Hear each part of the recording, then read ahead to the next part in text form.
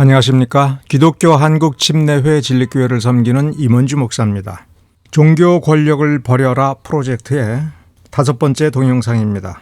이 동영상에서는 장로교회와 침례교회, 장로주의 정치체제와 침례교회 회중주의 정치체제, 이 두 체제를 비교하면서 흔히 말하는 장로교회 헌법에서 제시하고 적극적으로 표명하고 있는 대의 민주주의 정치체제와 침례교회가 취하고 있는 직접 민주주의 정치체제, 이에 대해서 설명해드리는 동영상입니다. 원래 이 글은 2009년 5월 1일에 가나다 출판사에서 출판한 종교 권력을 버려라에 실려있는 4번째 글입니다.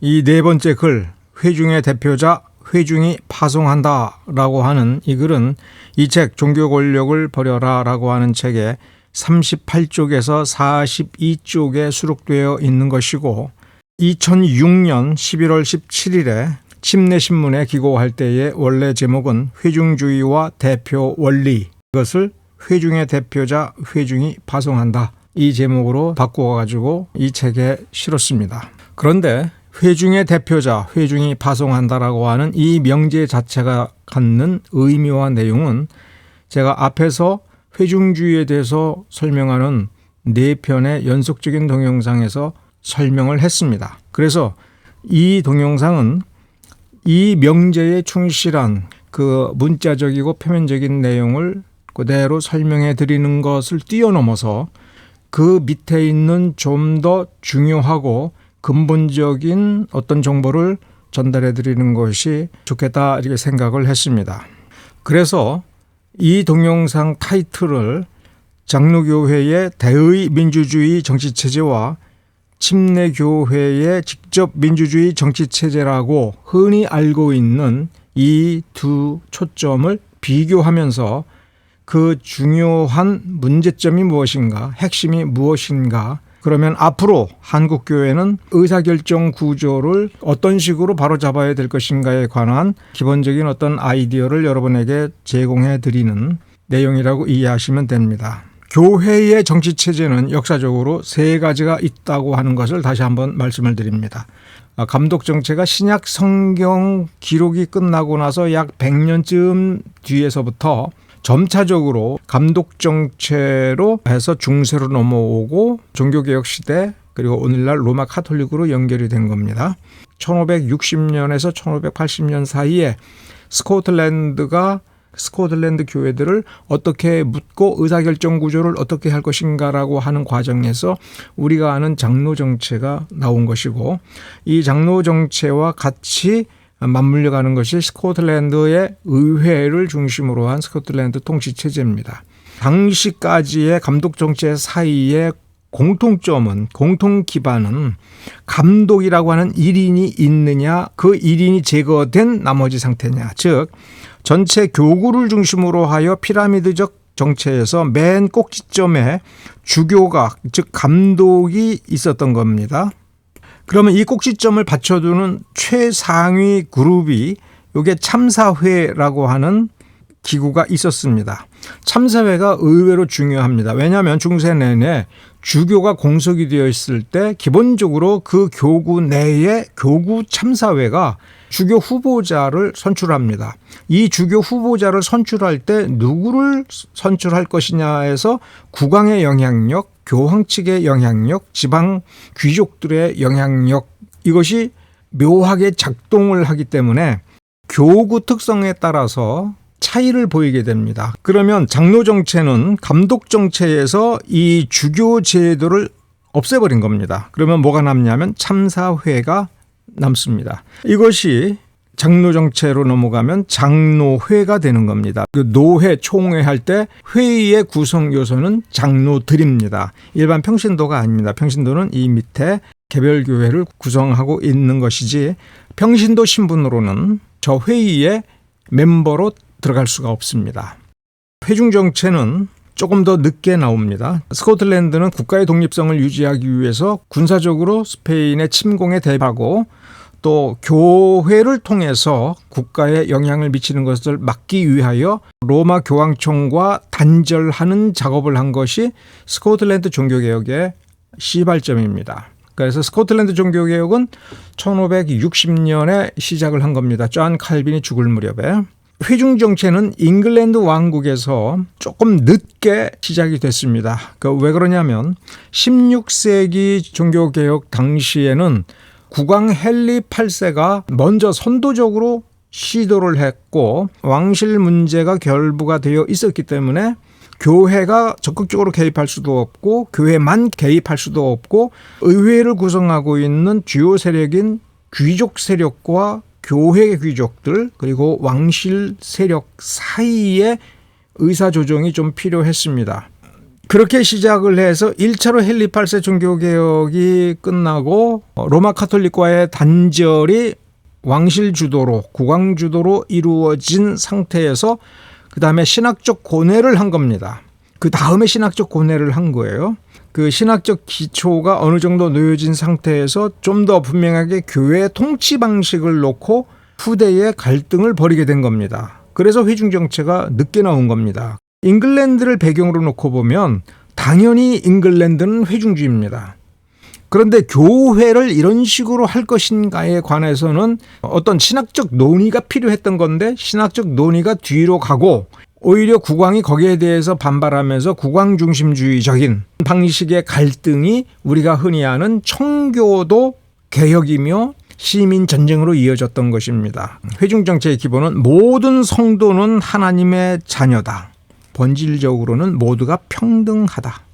그러니 평등하게 동등하게 발언권을 가지고 동등하게 한 표의 표결권을 가지고 함께 모여 합의에 의하여 의사결정을 할 때 민주주의는 다수결로 하고 교회는 소수를 최대한 보장해서 거의 만장일치까지 가는 겁니다. 그러기 위해서는 할 말 다 하고 나올 말 다 나오고 그러면 거기서 의미 있는 의견과 의미 없는 헛소리들을 잘 구별을 해서 마음을 하나로 합하여 가는 과정을 갖는 것이 회중주의 정체입니다. 나아가서 좀 더 얘기를 하면 민주주의는 자기 이익을 관철하는 겁니다. 그래서 편을 만들어 가지고 자기 뜻을 관철시켜서 자기 이익을 도모하는 거예요. 기본 원리가 그렇습니다. 그런데 회중정체는 하나님의 뜻이 뭐냐? 우리가 어떻게 하나님을 위해서 우리가 희생하고 헌신하고 하나님이 원하시는 선한 열매를 맺을 것인가? 누가 손해를 보고 이익을 보느냐가 아니라 참으로 믿음에 부합하고 하나님의 말씀에 부합하는 것이 무엇이냐라고 하는 것을 양심적으로 깨달을 때까지 끊임없이 성경을 들여다보고 성경에서 근거를 찾고 논리를 구사하고 그 논리 허점을 찾고 해서 다듬어 나가는 겁니다.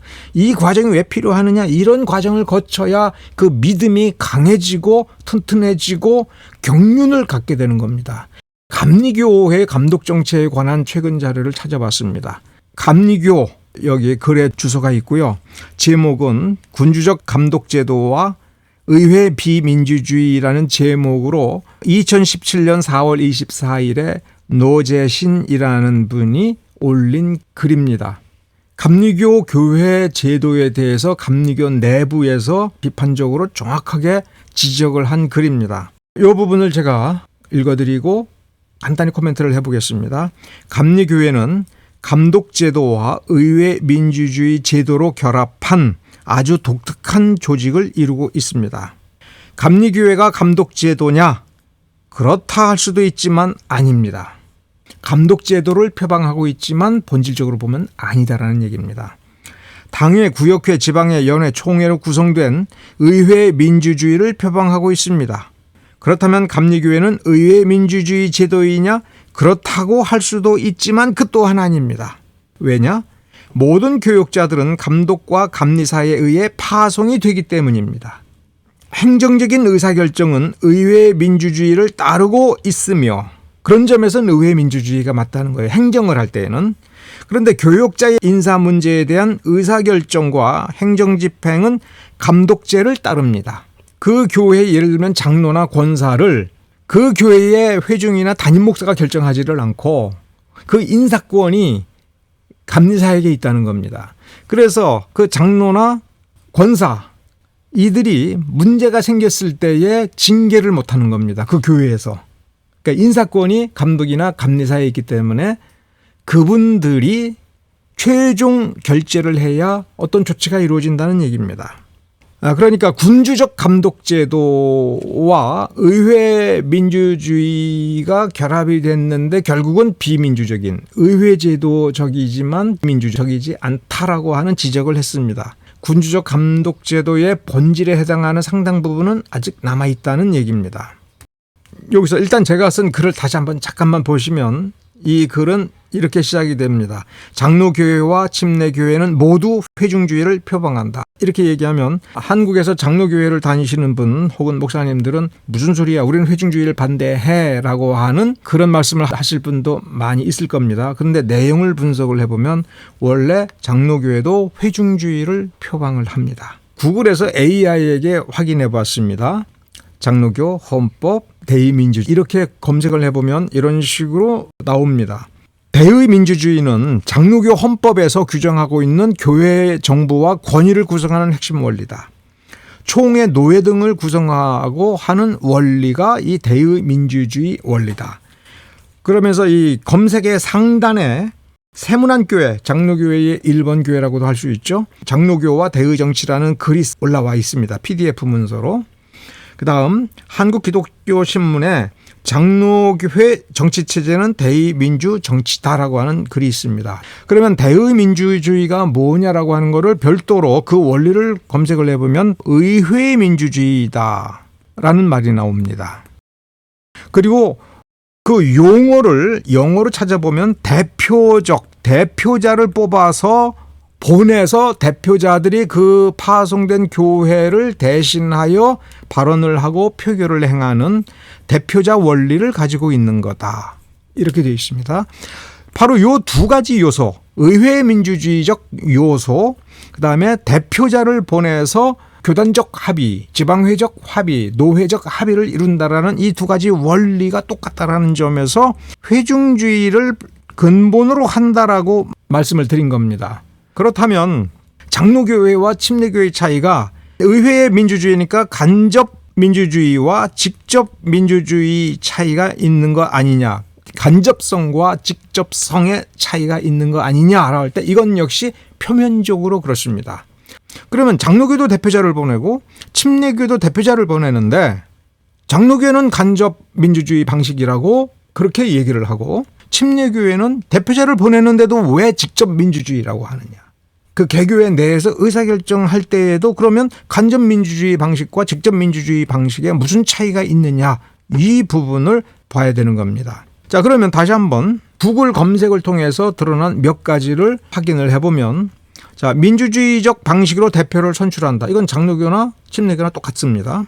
장로들을 통해 교인들의 의사가 반영되도록 한다.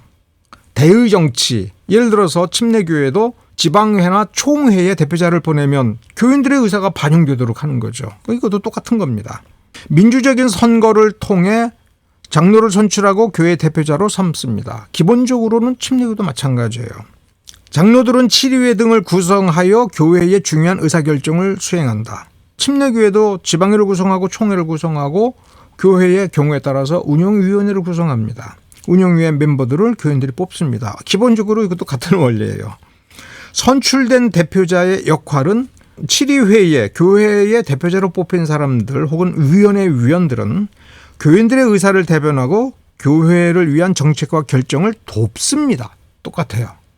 거의 똑같아요. 그래서 침례교 교인들도 장로교하고 침례교 뭐가 달라 해보니 그건 차이가 없네, 이렇게 말을 할 수가 있어요. 구글 검색을 할 때 장로교, 헌법, 대표, 대의민주주의 말고 위임이라는 단어를 집어넣고 검색을 해봐야 됩니다. 장로교 헌법에서 위임이라고 하는 이거를 유심히 보시고 이것의 핵심을 잘 간파를 하셔야 됩니다. 여기에서 침례교회와 장로교의 차이가 있습니다. 장로교회에서는 교인들이 뽑아서 교회의 주요 의사를 결정하고 교회에, 개교회의 경우도 마찬가지예요. 교회의 의사를 결정하고 교회 운영에 참여하는 사람을 대표라고 한다. 장로나 평신도 중에서 선출되며 교회의 중요한 결정에 참여하고 교회 지도자들을 돕습니다. 그러니까 목사를 돕는다는 얘기예요. 장로교 헌법에 따라 대표는 교회의 민주적 운영을 위해 중요한 역할을 수행하며 교인들의 의견을 수렴하고 교회 운영에 반영한다. 좋은 내용입니다. 의문을 가져야 됩니다. 자기가 출석하는 교회의 중요 의사결정을 하는데 교인 총회로 모여서 토론하고 결정하는 것이 최고 권위를 가져야 되는 것은 아닌가? 왜 일반 교인들은 중요 정책을 결정을 할 때에 직접 참여하는 것보다 대표자를 뽑아서 소수의 대표자가 모여서 결정을 한 뒤에 그들의 결정을 놓고 전체 회의에서 찬반 투표만 하는 것일까? 아예 기본 정책을 설정할 때부터 그 기초 자료를 분석하고 토론하는 것을 모든 교인이 보는 자리에서 모든 정보를 공개하고 모든 안건들, 의견들을 다 내놓고 거기서 토론을 해보고 결정하는 것은 왜 안 될까? 시간이 많이 걸리는 게 문제일까? 왜? 교회의 중요한 정책이며 교회의 운명을 결정하는 것이라면 그 시간을 짧게 써야만 중요 결정을 효과적으로 내리는 걸까? 시간이 아무리 오래 걸려도 1년이 걸려도 2년이 걸려도 하나님 앞에서 우리 교회의 운명을 걸고 축복이냐 심판이냐를 걸고 토론하여 결정을 하고 우리 자신뿐만 아니라 우리의 다음 세대 그리고 그 다음 세대에 이르기까지 어쩌면 100년의 운명을 결정하는 사항이라면 1년을 소모하든 2년을 소모하든 이게 아까운 걸까? 교인의 자격을 가지고 있음에도 불구하고 20대 혹은 30대 초반을 어린애 취급하면서 너희들은 어리니까 경험이 없으니까 빠져. 노인들이 먼저 해야 돼. 아니 노인과 어린아이가 같이 토론을 하고 거기서 다 같이 들어보고 경청을 해보고 누가 어떤 말을 하는 걸까? 저게 옳은 걸까? 라고 하는 걸 그 자리에서 질문하면서 난상 토론을 하더라도 밤새워 토론하더라도 이것이 오히려 더 바람직한 것은 아닐까? 이 질문을 해야 되는 겁니다. 자, 그러면 여기에서 위임을 하는 것은 선택사항인가? 의무사항인가? 이 질문을 해야 됩니다. 자, 여기 역시 구글에서 장로교, 헌법, 대표, 의회민주주의, 위임 이렇게 해가지고 찾았을 때 이런 자료까지 나오는 겁니다. AI가 정리를 해준 겁니다. 장로교에서는 대표들이 선출된 후 교회의 주요 의사결정을 맡고, 즉 이 말이 숨어있는 뜻은 일반 교인들은 직접 교회의 주요 의사결정에 참여하지 못한다는 얘기예요. 할 수 있는 일은 대표자를 뽑고 그에게 자신의 권한을 위임해 준다라는 의미가 숨어있는 것은 아닐까라고 생각을 해봐야 돼요. 교회 운영을 위해 목사나 다른 교회 지도자들에게 권한을 위임합니다. 즉 장로교 헌법의 구조를 보면 일반 평신도들은 자신이 가지고 있는 회중의 권리, 교회 주권, 예수 그리스도의 몸된 교회를 구성함으로써 자연히 갖게 되는 일종의 상득적 권리를 직접 행사하지 못하고 반드시 대표자를 선정하여 그에게 전권을 위임하는 구조로 되어 있다는 겁니다. 심지어 거기에는 다른 교회 지도자들을 이 교회 문제에 끌어들이거나 그들의 개입을 허용하면서 그들에게 내 권한을 무조건 위임하게 되어 있다는 겁니다. 그래서 이 위임받은 대표자가 그 전권을 가지고 나에게 서비스를 해준다는 겁니다. 아니 내가 예수 그리스도의 소명을 받아서 이 교회를 구성하는 멤버인데 이 교회의 운명을 결정한다는 건 나의 운명을 결정한다는 건데 내가 왜 저 사람들의 서비스를 받아야 되나? 내가 직접 참여해야겠다. 왜? 벌을 받아도 내가 받는 것이니까. 그러니까 내가 참여를 해야겠다라고 할 때 이게 구조적으로 허용이 되느냐? 안 된다는 것이 숨어 있는 겁니다. 이러한 위임은 장로교회의 헌법적인 원칙이라는 겁니다.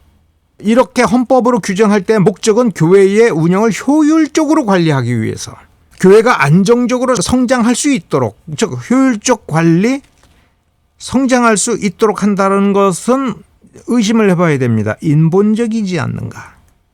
과연 이 시스템이, 이 장로제도의 이 시스템이 효과적인가? 이런 의문을 가져야 되는 것이죠. 자, 대한예수교 장로교 총회 홈페이지에 헌법 시행 규정이라는 게 있습니다. 헌법 시행 규정에 16조 8항에 당회장 유고시, 그러니까 개교회를 책임진 위임 목사, 진짜 담임 목사입니다. 결혼이 생기거나 사고가 생겼을 때 임시로 그 교회를 통치할 책임자를 누가 어떻게 뽑느냐에 관하여 장로교 헌법에 있는 것을 풀어서 이렇게 하라라고 하는 시행규칙이 되어 있습니다. 장로교 이 교단에서는 반드시 이렇게 해야 되는 겁니다. 그러면 저 교단이 이렇게 해야 된다, 저렇게 해야 된다라고 하는 이게 중요한 것이 아니라 한국 장로교의 수많은 교단들이 공통으로 가지고 있는 그 헌법의 기본 원리가 뭐냐라고 하는 것을 우리가 살펴보자는 겁니다. 그 헌법의 기본 원리는 현 당회장이 대리 당회장을 위임할 수 있다. 간단히 말하면 그 교회의 의사결정의 최고 책임자를 현재 당회장, 그가 교회의 모든 대표권을 위임받은 최고의 일인자라는 뜻입니다. 그 대표권을 위임받은 최고 우두머리가 무슨 사고가 생겨서 당회장권, 대표권을 행사할 수 없을 때에 다른 대리 당회장에게 넘어가는 겁니다. 다시 말하면 당회장이 가지고 있는 위임된 대표권은, 그 교회의 대표권은 위임해준 신자들에게로 돌아가야 되는데 이 대표권은 신자들에게로 돌아가지 않고 현 당회장이 지정한 대리 당회장, 즉 노회의, 이 교회가 소속된 노회의 다른 교회 목사인 거예요. 그에게 권한이 넘어가는 겁니다. 대표권은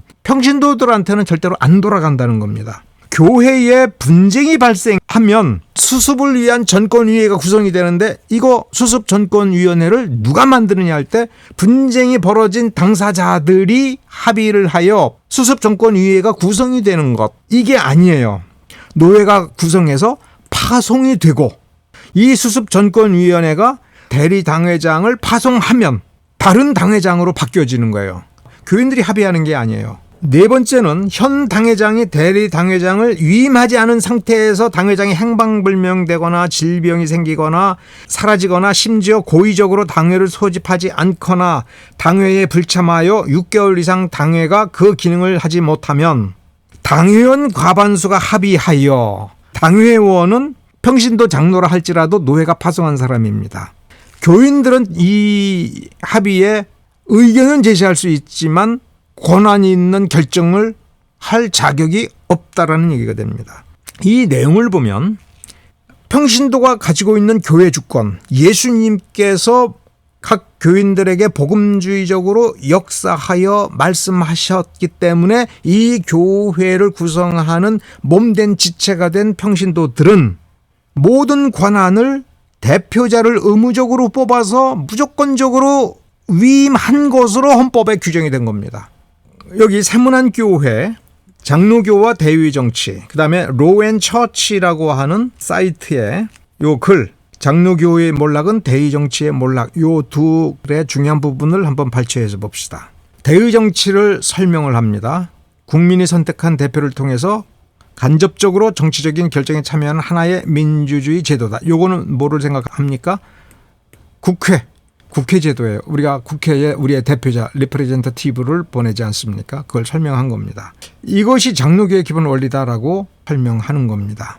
국민의 자기 통치 제도가 아니라 치자와 피치자가 다르다는 것을 전제로 하여, 이런 것을 놓고 보면 18, 19세기 관념을 가지고 의회 제도를 설명하는 것이지 20세기 후반이나 21세기의 관점에서 의회 제도를 설명하고 있는 게 아니라고 하는 걸 눈치채야 됩니다. 왜냐하면 지금 현대시대에 통치 계급과 통치받는 계급이 나눠져 있습니까? 다르다는 것을 전제로 하면 안 되죠. 국민 주권이라고 하는 거는 국민은 통치받는 사람으로서 주권을 통치하는 계급에게 위임한다. 이건 통용되는 민주주의적 관념이 아니고 주권재민의 관념이 아닙니다. 우리 헌법은 이런 식으로 돼 있지 않아요? 그런데 교회를 설명할 때는 낡은 관념으로 지금 설명하고 있습니다. 물론 이것이 성경적이다라고 한다면 성경에서 이 근거를 찾아야 돼요. 통치자와 피통치자는 아예 다르다라고 하는 것이 성경이 어디에서 가르치는가. 근데 어쨌든 장로교 헌법을 설명할 때는 성경적 혹은 현대 민주주의 제도를 원용하여 설명하지를 못하고 근대로 넘어오는 그 애매한 과도기적 시대의 의회 제도를 설명하는 방식을 원용하여 설명하고 있는 겁니다. 자, 다시 한번 제가 상기시켜 드립니다. 감독정체, 장로정체, 회중정체를 논할 때 통치 계급의 관점에서 그 제도적 특성을 얘기한다면 이건 권력 구조만 다루게 되어 있고, 오늘날 우리가 교회 정치 제도를 분석을 하고 이해할 때에는 다스림을 받는 자가 원래 어떤 권한을 가지고 있고 그 생득적인 거듭난 하나님의 백성으로서 가지고 있는 고유의 자기의 권한과 책임이 무엇인가라는 관점, 이것을 적극적으로 반영하는 의사결정 구조를 보고 그다음에 의사결정한 것을 실행하는 구조를 보아야 된다는 겁니다. 대표자를 선정할 때 그에게 무엇이 위임이 되고 원래 위임이 안 되는 것은 무엇인가라고 하는 것을 보아야 되는 겁니다. 양도 불가능한 권한이라는 게 있어요. 양도 불가능한 권한이 원칙인데 그럼에도 불구하고 양도되었다라고 하는 이런 관념을 가지고 의사결정을 하게 되면 그건 불법이 되는 거죠. 당신이 장로교인이 되는 순간 당신이 원래 가지고 있었던 모든 권한은 대표자에게 무조건적으로 위임이 되고 그 위임은 통치권을 형성을 해서 당신은 피통치자, 통치를 받는 신분이 되는 겁니다. 무조건 따르셔야 됩니다. 대표자가 당신을 이렇게 지배할 때의 그 권리는 원래 당신의 것인데 헌법의 원리에 의하여 자동으로 위임되고 전권이 위임된 것입니다. 굳이 당신이 무엇인가를 할 수 있다면 당신 개인으로서는 말을 할 수가 없고 공동의회라고 하는 교인 전체 회의를 1년에 한 번 모이게 될 때 그때 찬반에서 찬성표든 반대표든 던질 수는 있는 겁니다. 이거밖에는 없습니다. 이렇게 말을 해줘야 되는 거겠죠. 근데 말을 해줄 필요 없는 거는 어쨌든 무조건적으로 위임이 되는 거니까. 그러면 침례교회는 무엇이냐 할 때 침례교회는 교회의 모든 권세는 무조건적으로 위임되는 것이 아니라 사업의 내용을 결정한 뒤 권한의 폭을 정해주고 이 정도로만 당신에게 권한을 위임해 주니 이 사업을 수행할 때 이 사업을 요 한도 내에서만 결정하고 행동하십시오. 이렇게 지침을 줄 수 있는 거죠. 즉 침례교회는 자동으로 권한이 위임된다는 건 없다. 권한을 위임할 때에는 넘겨줄 수 없는 권한이 있다. 오늘 여기까지 다루도록 하겠습니다. 좀 더 좋은 동영상으로 여러분들을 계속해서 찾아뵙도록 하겠습니다. 감사합니다.